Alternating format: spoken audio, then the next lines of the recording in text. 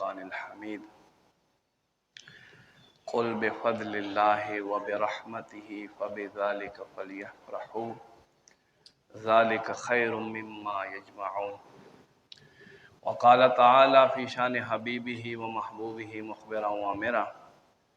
إن الله وملائكته يصلون على النبي يا أيها الذين آمنوا صلوا عليه وسلموا تسليما درود شریف امینا محمد صلی اللهم صل علی سیدنا مولانا محمد بارک وسلم وصلی علیہ. زما عزت مندو قدر مندو مسلمانانو ورونو، نن ډیره د خوشحالو د رحمتونو د برکتونو ورځ ده. تاسو ټولو ته لرې نږدې نه راتلونکو مشرانو کشرانو نوجوانانو ته زه خوش آمدید وایم، هرکلی وایم. السلام علیکم ورحمت الله وبرکاتہ. ما عزت مندو، اللہ رب کریم فرمائی اے محبوبہ دے خلق تا فرمایا دے اللہ پا فضل او اللہ پر رحمت باندے تاسو خوشحالی مناو کے. دا ہر یو قوم دا ہر یو مذہب خلقو یو مذہبی تہوار وی، دا خوشحالو یو ورځ وی. رب کریم جل وعلا شانو العظیم مونږ ته هم په کال کې دا دوه خوشحالۍ یو په ځای عطا کړې. یو د لوی اختر خوشحالي چې حضرت ابراهیم علیه السلام د خپل زوی نذرانه پیش کړله، او بیا دا داسې را روانه سلسله تا قیامت چې څومره مسلمان وي آبا دا خوشحالی مناو کوي. او یو دا اڑکوټی اختر دا عید الفطر خوشحالی دا سعام خوشحالی نه ده. یاد لرئی حضرت فاروق اعظم رضی اللہ تعالیٰ عنہ فرمائی لیس العید لمن لبس الجدید، وی اختر دا نه دی چې ته نوې جامې واغوندې، انما العید لمن خاف الوعید. اختر د خوشحالو ورځ هغو خلکو دپاره ده څوک چې خپل رب یره وکړي. رمضان شریف کې الله جل جلاله اطاعت وکړو، الله یې راضي کړو، عبادتونو په ذریعے، تلاوتونو په ذریعے، جړاګانو په ذریعے، هر قسمه ګناه نه اجتناب په ذریعے. نو دا نن ورځ چې دی دا هغو خلکو دپاره د خوشحالو ورځ. حضرت عمر فاروق رضی اللہ تعالیٰ عنہ ته خلق راغه اختر مبارکۍ ته، د پسترګو کې اوښکې د کور نه راووتو. هغه وایي قربان نن خو د اختر د خوشحالو ورځ دی او تاسو خفه خفګان کوئ. وایي هغو خلکو دپاره خوشحالو ورځ ده چا چې رب عبادت وکړو او کومو بندگانو نه چې الله جل جلاله راضي شو. زه عمر زه فاروق نه یم خبر چې زما عبادت په الله په دربار باندې قبول وي که به نه وي قبول، زما رب به له مانه راضي وي که به نه وي راضي. دې له جاته زه په خپلو ګناهونو باندې پښیمان. هغه خلک چې د جنت بارها دوی ته زیری ملاو شوي، خو بیا هم د دې خلکو عاجزي او د دې خلکو الله جل جلاله یره. او یو زمونږ مسلمان چې بس یو کانټینیو سلسله مو روانه ده، خپل نفس مطابعت که په دې کې زمونږ د رب رضا راځي خوفه بها که نه راځي نه دی راځي، خو زما یو رول دی، زما یو قانون دی چې بس هغه داسې برابر روان. ما عزت مندو، دا نن داسې ورځ ده نبی پاک صلی اللہ علیہ وآلہ وسلم فرمائی اللہ جل جلالہ فرشتو تو فرمائی زمکے تلاڑ شے زما بندگانو باندے سلام کوئے، ما بندگانو سرم مصافحہ کوئے، لاس ملاو کوئے، ولی چھ دوی زرازی کڑائیں. دوی ما ته عبادت کړی، دوی خپل خوبونه پرېښودي، خپله هر یو خواهش، خپله هر یوه خوښه زما په خوښې باندې قربان کړی. فرشتې عرض کوي یا ربه مزدور چې مزدوري وکړي دله دې څه میلاو شي؟ الله رب کریم ورته فرمایي مزدور ته د مزدورۍ به پوره سیله میلاویږي. ای فرشتو تاسو ګواه اوسئ، چا هم چې زه په دې میاشتې کې یاد کړی یم زه له دوی نه راضي یم او دا ما بخښلي دي. رب په خپله اعلان کوي ای زما بندگانو ورځئ خپلو کورونو ته په خوشحالو سره، زه تاسو نه راضي یم او تاسو له ما نه راضي وګرځئ. خو دې دپاره یو معیار دی، یو لیول دی، یو سټیج دی، هغه معیار ته به ځان ګورې برابروې. دا مونږ فطرانه چې ورکو دا څه دپاره ورکو؟ حضور فرمایي دا دې دپاره چې تا روژه کې څه کوم نورانیت کمی راغلی، غیبت ته نه شوی وي، دروغ دې ویلي، د روژې نورانیت دې ختم کړی، دې دپاره به ته فطرانه ورکوې چې تا فطرانه هم ادا کړی او تا روجې هم نیسلې، منځونو پابندي کړې، تلاوت کړی، رب دې په هر معاملې سره راضي کولو کوشش کړی، نو یقینا نن ورځ تا دپاره د اختر ورځ ده، د ستا رب له تا نه راضي ده. ستا ځکه چې نن د ټول معاملات پرېښو، زه راغم خپل پروردګار راضي کولو دپاره، زه راغم خپل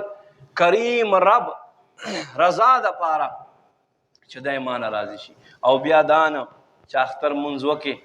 لکه څاروي نه چې پړی خلاص کړي نو په ځنګل کې چې کومې خواته ځي چې تا هم پته نه لګي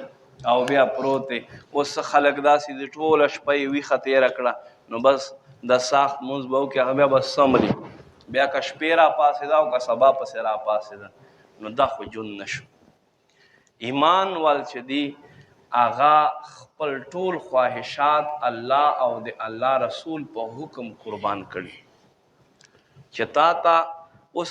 روژه کې ودرېدې، روژه کې خو هر سړی راځي، کمال دا دی چې ته په بوزه کې هم الله ته اکه شانتې ودرېږي او ته اکه شانتې منځونو پابندي وکړي.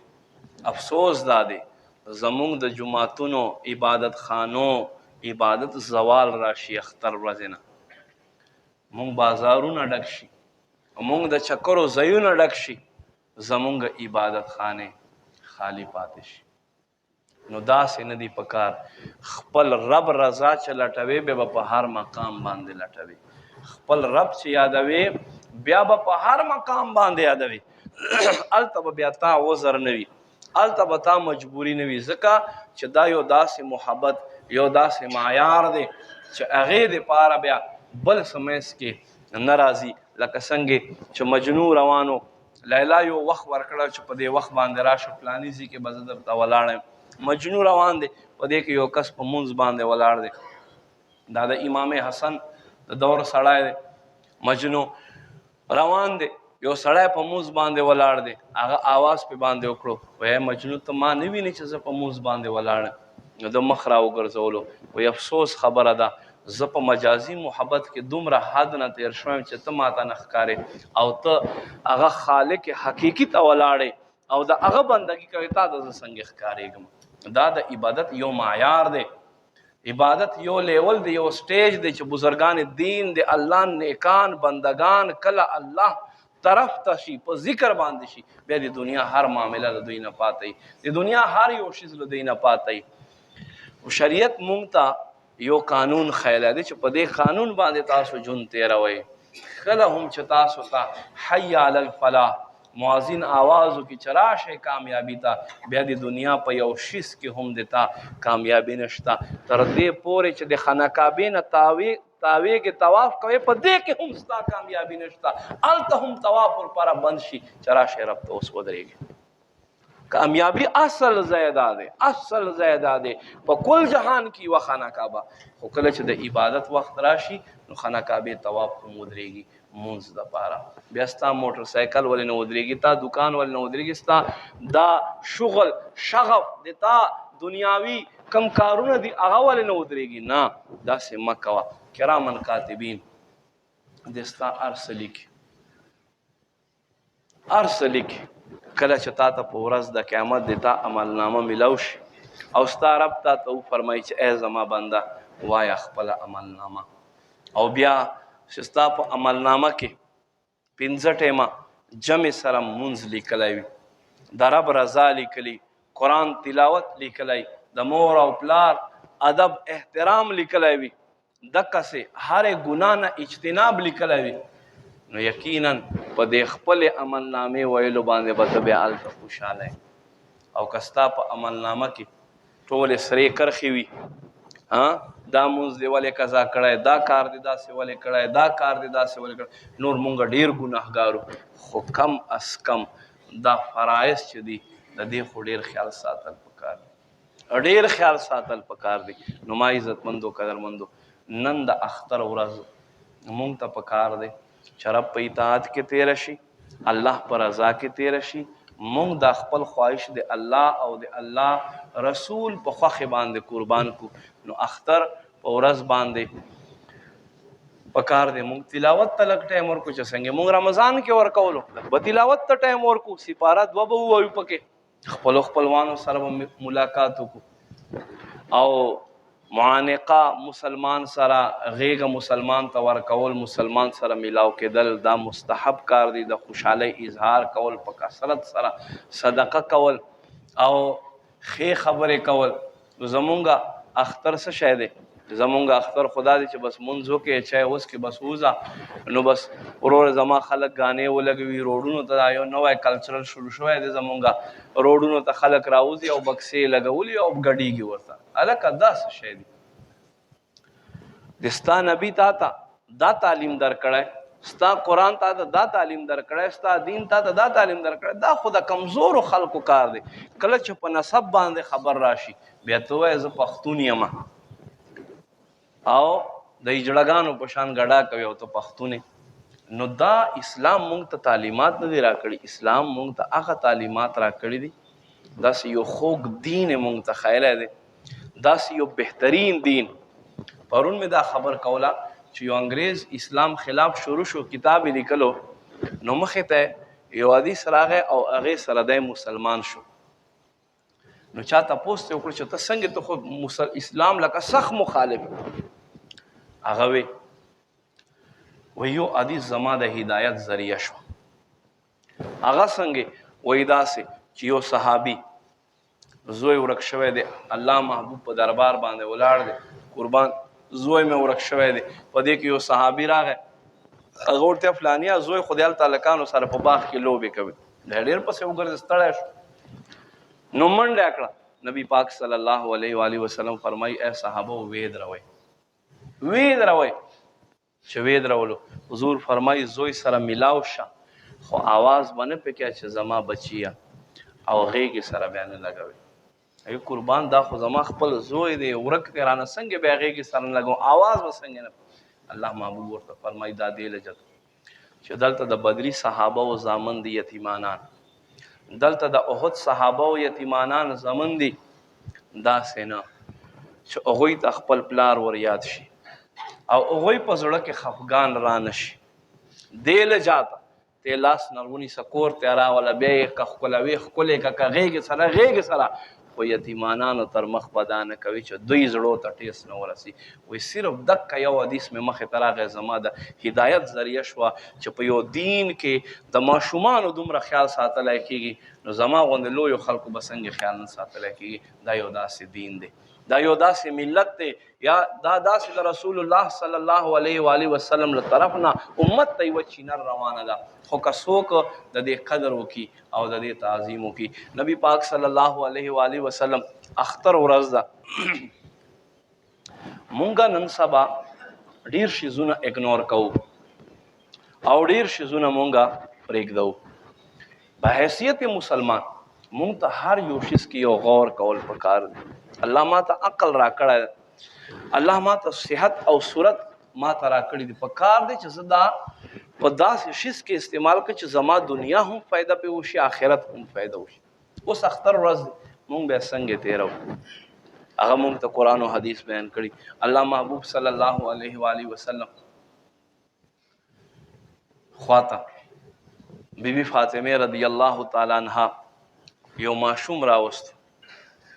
وی قربان دا یتیم دی پلار په بدر کې شهید شوی دی. نبی پاک صلی الله علیه و آله وسلم ورته فرمای خفه کېږم، وای خفه کېږم ماشومه. بچی ته وای بچی د امام حسن یا د امام حسین یوه جوړه ور واغونده. ماشوم ته یې جوړه ور واغوستله، ښه ښکلی سج دج کې تیار کړو. یو طرف ته حسنین نبی پاک صلی الله علیه و آله وسلم له لاس نه نیولي، او بل طرف ته دا ماشوم دا یتیم الله محبوب له لاس نه نیولی دی، او حضور خوشحالوي. ورته وایي ماشومه ته دا نه غواړې چې جناب محمد رسول الله د تا پلار وګرځېږي، او بیبي فاطمه چې د جنتي ښځو سرداره د هغه د ستا خور وګرځېږي، ته نور څه غواړې؟ او حسنین ستا خوریان شي، ته دا نه غواړې؟ نو ماشوم ډېر زیات خوشحاله شو. یقینا مونږ چاته څه ورکولی نه شو. حضور فرمایي په مخ باندې خندا کول دا هم صدقه ده. په ښه خوشحالو سره یو انسان باندې سلام ور واچوه، ورسره میلاو شه، غېږ ورکه، دا هم ثواب کار دی، دی به خوشحاله شي. او چې ته دا هم نشي کولی